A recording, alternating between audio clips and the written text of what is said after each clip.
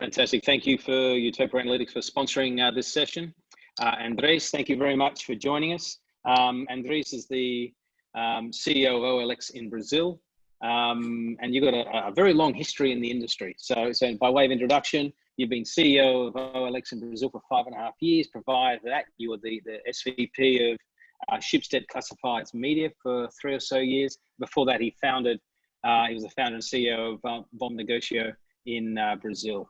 So, and before we get into a bit of a chat, Andries has a short presentation to go through. So Andries, over to you. Okay, Simon, let me just get the presentation up. Yeah, so thank you very much, Simon. I'm really happy to be here virtually with all of you. Let me start with a quick introduction about OLX Brazil. This is our head office in Rio, which has been closed now for the last 3 months. And COVID is still very much in place in Brazil, but we hope things will improve in the near future and be able to open our office again. OLX Brazil is basically the result of the merger of the 2 leading horizontals in Brazil, Bom Negócio and OLX, and is owned by Prosus and Adevinta, which are 2 of the largest marketplaces groups in the world. So it gives us access to some of the leading knowledge and resources in the industry to really help disrupt the market in Brazil. Recently, we have acquired Anapro, which is a software for sales and CRM of new properties. So it's really helping us to get much closer to transactions and help developers with their whole marketing and sales process. And at the moment, we are in the process of closing the transaction with Grupo Zap to acquire 2 of the leading verticals in real estate in Brazil, still subject to approval by the authorities. So I think the theme of this conference is disruption, and that's very much at the heart of our DNA. So I'm very excited to talk about some of the disruptions we have been going through in the past years and are planning for the future. So the first big disruption is really introducing a new consumption model in Brazil. We call it desapega, which means roughly let go. And in Brazil, that's really a disruptive model. I think if you look in many established markets, online classifieds was really a migration from offline to online. In Brazil, this whole habit of trading used goods didn't exist. So when I first came to Brazil, in 2010, people said this model will never work in Brazil. We'll never trust or want to trade with people we don't know. Only 10% of Brazilians had ever sold used goods. Now we are halfway down this journey of culture change and behavior change, and 50% of Brazilians have sold used goods and are adopting a much more sustainable lifestyle. Right? So 10 years ago, it was really about consuming new goods, a lot of it with credit, and accumulating goods, and now people are becoming much more sensitive. What we're also seeing is that we're doing this at huge scale. So in 2019, we had 90 million Brazilians buying and selling on the platform, and with that, we've had an incredibly positive impact on these people's lives. Generally, transactions are win-win transactions for both the buyer and seller, and having a very positive impact. Also on the environment. So every time a used good is bought or sold, this avoids producing a new good and avoids also the waste of throwing something away. This had an impact of 6 million tons of CO2 in 2019, which is equivalent to stopping all the traffic in Rio de Janeiro for 14 months. This is really important at this time. Even during this moment of COVID, when half the world is stopped, this had a positive impact with 17% reduction in CO2 emissions. It also shows that that's still very, very far away from the reduction target we have. So it's not just about traveling and transporting a little bit less. It's really about rethinking our whole consumption model. And I believe that OLX is a very important part in that puzzle. We also see that this behavior change takes a very long time to happen, but there are certain things that can trigger an acceleration. We saw this happen in the recession in 2014, 2016 was a very deep recession in Brazil, and this really accelerated this behavior change where people became much more conscious and started to buy and sell things online much more. And we also see that happening now during the COVID lockdown. Right? So we see a huge increase in engagement on our platform. People are buying and selling much more. And this is not just people visiting, but really transactions happening and people selling more.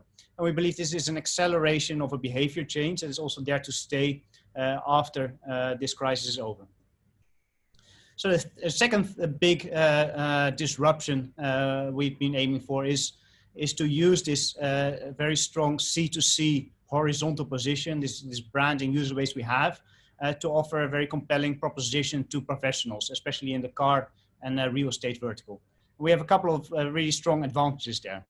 So our brand is already top of mind in both cars and real estate, just because OLX is such a strong consumer brand in Brazil. When people think about buying and selling cars or real estate, they first think about OLX, much more than the specialized vertical players. And this also translates into a much healthier traffic model. So the vast majority of the traffic on OLX is really driven by our brand. So people starting to search for cars and real estate on OLX rather than starting on Google or other sites. And that's very different from many of the vertical sites who depend a lot on SEO, SEM, and other paid traffic, which is very vulnerable. A new entrant can come in with a big pile of money and a good SEO strategy and capture this traffic. We've also seen now during this COVID crisis that it has been very resilient. And OLX, we've seen our traffic go up during this period, whilst some of the verticals have been more vulnerable in at this point. There's also this horizontal flywheel that we have, like with the C2C engagement generating a lot of buyers and sellers. This also helps us in the verticals. So for example, if you look at new car listers, 70% of the new car listers on OLX before listed a good or a car part or real estate. And it's the same in real estate, same for buyers. So we see this horizontal flywheel really gives us an advantage in going after these vertical categories. So basically what we did in 2016 is move beyond a purely consumer focused strategy to introduce professional packages to car dealers, to real estate agents and other professionals.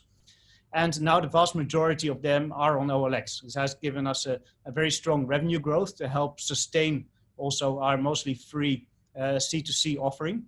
And this is just the beginning. We still have a very basic solution. We're still really expanding product offering to become more verticalized and to support these professionals in a much deeper way. One of the things we've done recently is to announce a transaction with Zap, which will allow us to have the most complete solution in real estate. And in other verticals, we're also working to expand our offering to have even more impact on the sales of our professional clients.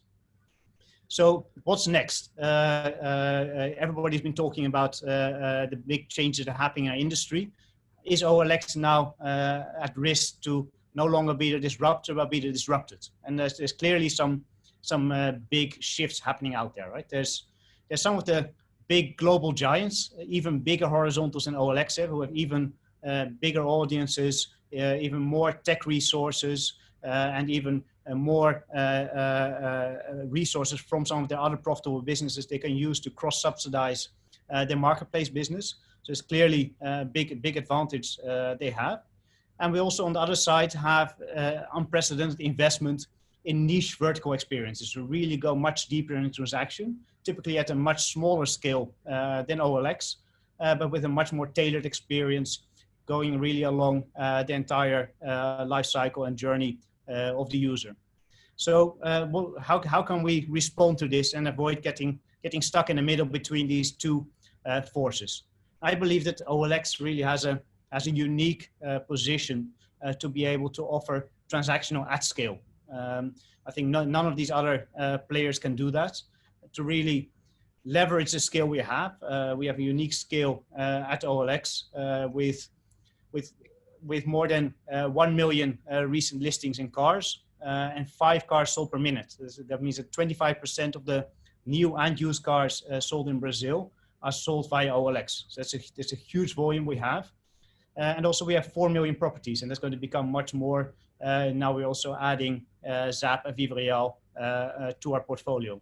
So this is a huge scale that we'll combine with the transactional experience. So we're going to not only look at the search and discovery and the negotiation, but look at the entire chain where there's a lot of friction in offline parts of the value chain, right? And we have partnerships in place in many of these parts of the chain, but it's still a beginning, right? A lot of these partners are still working to make their process more digital, and we also have to work to make the package much more user friendly. This is accelerating very, very fast. We're seeing also now that COVID is really helping there. So some of the key partners and government authorities that were always relatively resistant to digitalizing their process are now accelerating these processes. So the notaries are becoming digital. The car licensing authorities are becoming digital, starting in Sao Paulo. And also the banks that have a relatively cumbersome loan approval process are now working really hard to make that process much more user-friendly and fast. So we're working with all these players to really accelerate the digitalization and put it into a very user-friendly, simple package that our users can really understand and use, right? And in some cases, this digitalization happens more for a C2C, where we allow a car buyer and a seller to transact directly using our solution. And in some cases, we're also helping professionals to digitalize their business. So we have a lot of real estate agents, for example, are very worried about new disruptive entrants like Quinto Andar. So also working with them to help them digitalize their business so they can compete much more effectively against Quinto Andar with a much more user-friendly and digital offering that is much more efficient. So yeah, recapping, really OLX is a lot about disruption. We are halfway down this first wave of disruption of changing the consumption model in Brazil, changing the culture and having a very positive impact on the society. We're also halfway in the journey to offering a much more complete offering to professionals and helping them grow their business. And we're now making inroads into redeveloping this transactional model at scale. So these were the slides I prepared. But, Simon, I'm really happy to also answer some questions. Excellent news. Thank you, Andries, for that. If we can go back to just Andries and myself on a slide, guys, that'd be great. A couple of questions. First of all, I want to really explore cars and then homes in a bit more detail. Because what was interesting is you had up there the slide around process and how that process is, all the different stages in the process. Now in the cars market, what's the aspect? You have 5 cars per minute being sold through OLX. Is that through the dealers who use OLX, or are you actually getting into the car sales business? So most of those sales at the moment are not transactional, right? So they're mostly actually C2C transactions happening between consumers and also B2C with dealers. And we now have some transactional aspects. So we help with the financing or with inspections or car history reports, those kind of things, but we don't really have the full transactional experience happening on our platform yet. Okay, now when you think about that, if you look at what Malcolm was talking about and Adevinta was talking about, it's all about getting much closer to being in actually more than just the advertising part of the value chain. How do you think about getting deeper into that? What are the steps that you're taking to build out those skills and capabilities in the motoring segment? Yeah. So it's a lot about working together with partners. So we have partnership with some of the biggest banks in Brazil, for example, for financing. So the first thing is just to connect with them, but then also work very closely with them to digitalize the whole process behind the scenes, because it's not just about having the first interface, but to have also a very user-friendly process for submitting all the documents and closing the financing. And that's basically in all these different steps we're working with partners. And then also, we really have to package it into a very simple experience. So like Ovidio said, that it's just as easy as ordering something on Amazon to buy a car. And we're still very far away from that. It's a chance will take several years, but it's moving really fast, especially now during the COVID. Okay. What are the key challenges that you're facing in building out this sort of end-to-end transaction platform? I think the key challenge is to make it really simple. So a lot of these processes, whether it is transferring documents, whether it is understanding the car history, whether it's financing, are very complex bureaucratic processes. That's also a nature of the reality in Brazil. So it's very difficult actually to make that into the simple process that people are used to on OLX or on other platforms.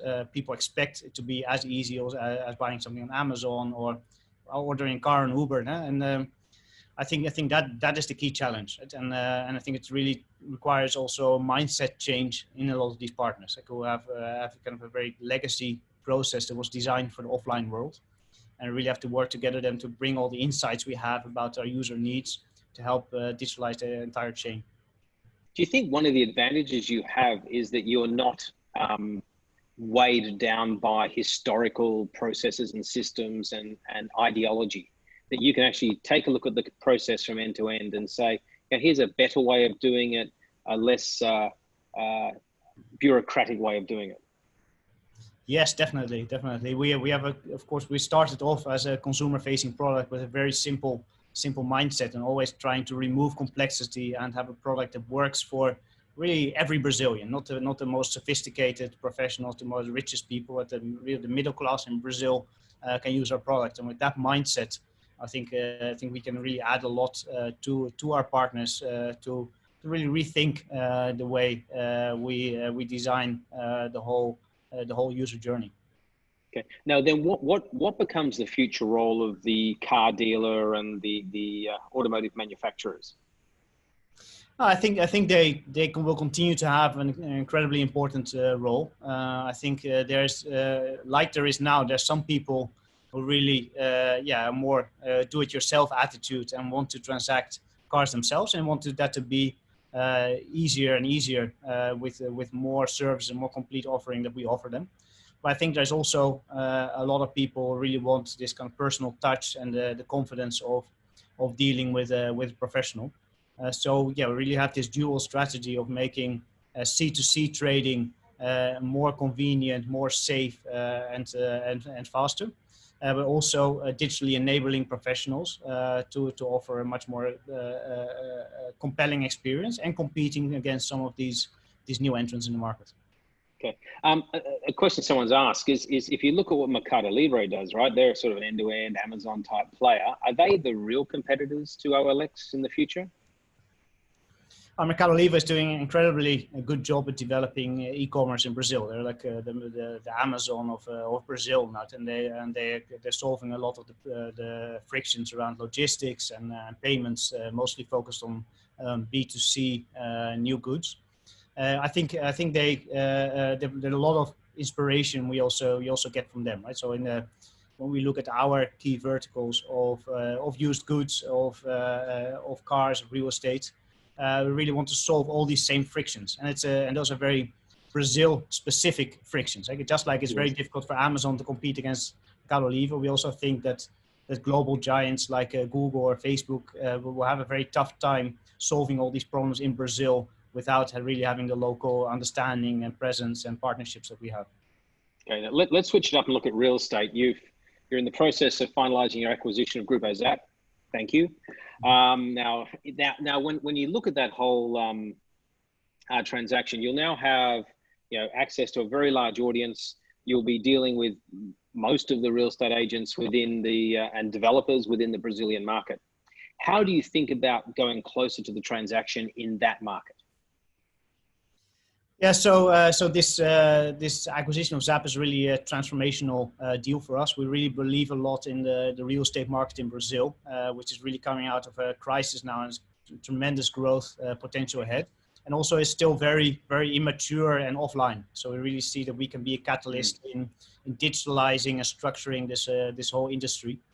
And I think we will have like both the critical mass in brands and audience, and also development capacity with a product and tech team of more than 200 people focused on real estate to really solve some of these really difficult problems. And there's several transactional fronts that we are developing. So there's the rentals model, of course, where we see there's a lot of friction in rentals in Brazil.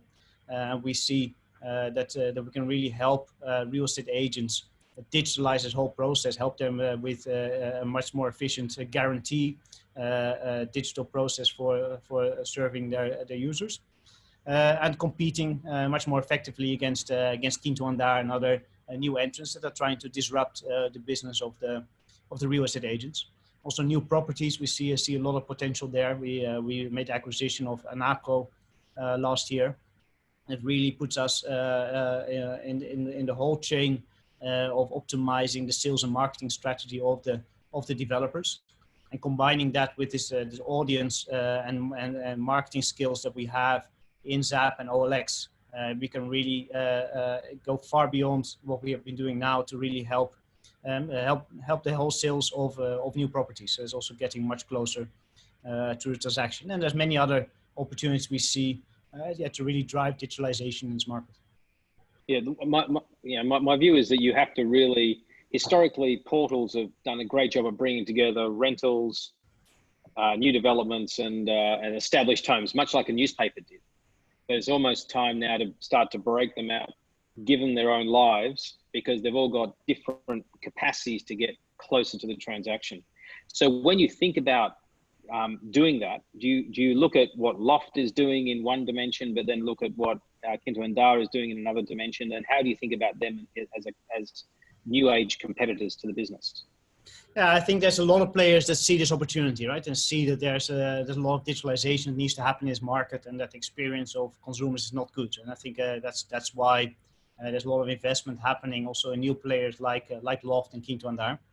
I think we are very well placed to solve these problems, because in addition to this technology we're developing and the knowledge we have of the market, we also have these huge brands, right? And like Malcolm mentioned, a lot of these new players suffer from very high customer acquisition costs. That makes them in the end not profitable, right? We already have all the supply and demand in our marketplace, so we are able to, in a much more efficient way, develop this transactional model. And we also have much more data, right? So we have an incredible amount of data, and also a huge data science team that crunches all this data to have much more accurate data on where's the supply and the demand, and how our price is evolving. So we can also make these models much more efficient than new startups can do.